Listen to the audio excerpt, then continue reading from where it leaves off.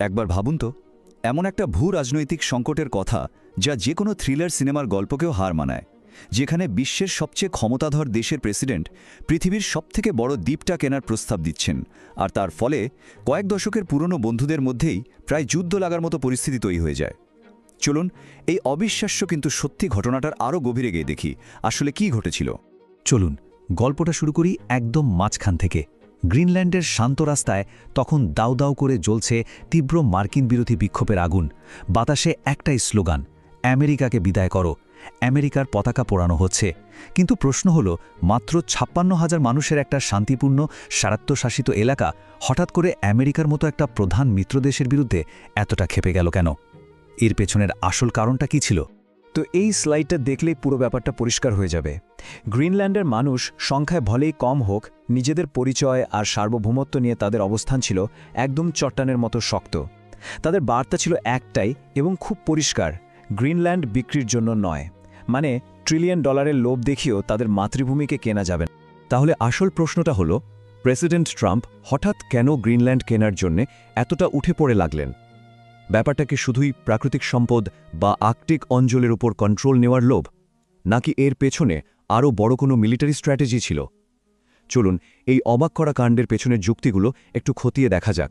Trump প্রশাসনের মূল যুক্তিটা ছিল একটা সিকিউরিটি ডোম, বা বলা যেতে পারে একটা নিরাপত্তা বলয় তৈরির আইডিয়া।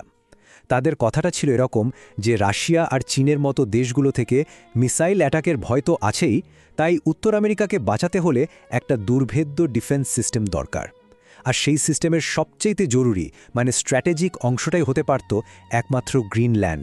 এই ব্যাপারটা আরও ইন্টারেস্টিং, কারণ এটা স্বয়ং ডোনাল্ড ট্রাম্পের নিজের কথা। তিনি একদম নিশ্চিত ছিলেন যে কানাডা সহ পুরো উত্তর আমেরিকাকে বাঁচানোর জন্য যে হাইটেক ডিফেন্স সিস্টেম বানানো হচ্ছে, গ্রিনল্যান্ড ছাড়া সেটা আসলে কোনো কাজেই আসবে না, মানে অসম্পূর্ণ থেকে যাবে। তার কাছে গ্রিনল্যান্ডের লোকেশনটাই ছিল এই পুরো প্ল্যানের মাস্টার কি। তো চলুন এবার দেখি এই যে একটা প্রায় অসম্ভব প্রস্তাব, এটা কিভাবে আমেরিকা আর তার সবচেয়ে কাছের নেটো বন্ধুদের মধ্যে একটা বিশাল কূটনীতিক ঝামেলা বাঁধিয়ে দিল। যে ব্যাপারটা হয়তো আলোচনার মাধ্যমেই মিটে যেতে পারত, সেটাই এমন একটা জায়গায় গিয়ে দাঁড়ালো যা পুরো ট্রান্সঅ্যাটলান্টিক সম্পর্কটাকেই একটা বড় প্রশ্নের মুখে ফেলে দিয়েছিল। এরপর সিচুয়েশনটা একটা নাটকীয় মোড় নিল, যা কেউ হয়তো ভাবতেও পারেনি। ফ্রান্সের নেতৃত্বে ইউরোপের ন্যাটো দেশগুলো কি করল জানেন? তারা ডেনমার্কের পাশে আছে এটা বোঝানোর জন্য গ্রিনল্যান্ডে কিছু সৈন্য পাঠিয়ে দিল। ভাবা যায়, ন্যাটোর ইতিহাসে এটা একটা অদ্ভুত ঘটনা। মানে এক বন্ধু দেশ আরেক বন্ধু দেশের হুমকির বিরুদ্ধে মিলিটারি সিগন্যাল পাঠাচ্ছে। আর এর জবাবে ট্রাম্প অ্যাডমিনিস্ট্রেশন যা করল সেটা ছিল আরও মারাত্মক। তিনি সোজা তার বন্ধুদের বিরুদ্ধেই ইকোনমিক ওয়ার বা অর্থনৈতিক যুদ্ধের হুমকি দিয়ে বসলেন। ইউরোপিয়ান ইউনিয়নের জিনিসপত্রের ওপর শুরুতে 10% শুল্ক বসানোর হুমকি দিয়ে তিনি গ্রিনল্যান্ডের এই সমস্যাটাকে একটা বাণিজ্য যুদ্ধের দোরগোড়ায় নিয়ে গেলেন। এই পয়েন্টে এসে ব্যাপারটা শুধু গ্রিনল্যান্ড বা ডেনমার্কের মধ্যে থাকল না, এটা সরাসরি ৭৫ বছরের পুরনো ওয়েস্টার্ন মিলিটারি অ্যালায়েন্স মানে ন্যাটোর অস্তিত্বের ওপরই প্রশ্ন তুলে দিল। ভাবুন, যে জোটটা ঠান্ডা যুদ্ধের সময় থেকে শুরু করে দুনিয়াটাকে একটা ব্যালেন্সে রেখেছে, সেটাই যেন ভেতর থেকে ভেঙে পড়ার মতো অবস্থায় চলে গেল। আর এখানে ট্রাম্প প্রশাসনের যুক্তির একটা বড় গোলমিল চোখে পড়ে।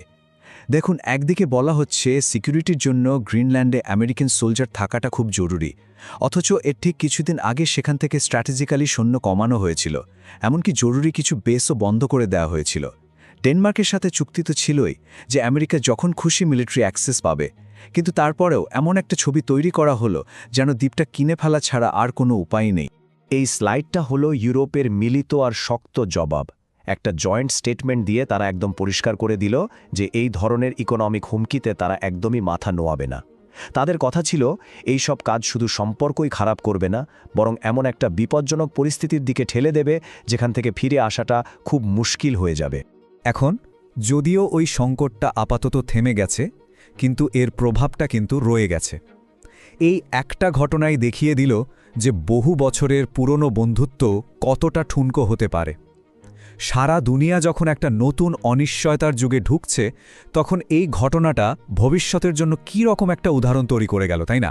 তো এই পুরো আলোচনার শেষে একটা জরুরি প্রশ্ন কিন্তু থেকেই যায়। যখন গ্লোবাল সিস্টেমের পুরনো ভিতগুলোই নড়ে যায় আর বন্ধুরা একে অপরের বিরুদ্ধে চলে যায়, তখন ভারতের মতো দেশ যারা স্ট্র্যাটেজিক্যালি স্বাধীন, তাদের জন্য ঠিক পথটা বেছে নেওয়া কতটা কঠিন হয়ে পড়ে। তাদের কি কোনো একটা সাইড নেওয়া উচিত, নাকি নিরপেক্ষ থাকার কঠিন রাস্তাটায় হাঁটা উচিত? আমাদের এই বিশ্বকে প্রতিনিয়ত বদলে দিচ্ছে এমন সব ঘটনার আরও গভীর আর নিরপেক্ষ বিশ্লেষণ পেতে হলে ওয়ার্ল্ড স্ট্র্যাটেজিক সাবস্ক্রাইব করতে কিন্তু ভুলবেন না।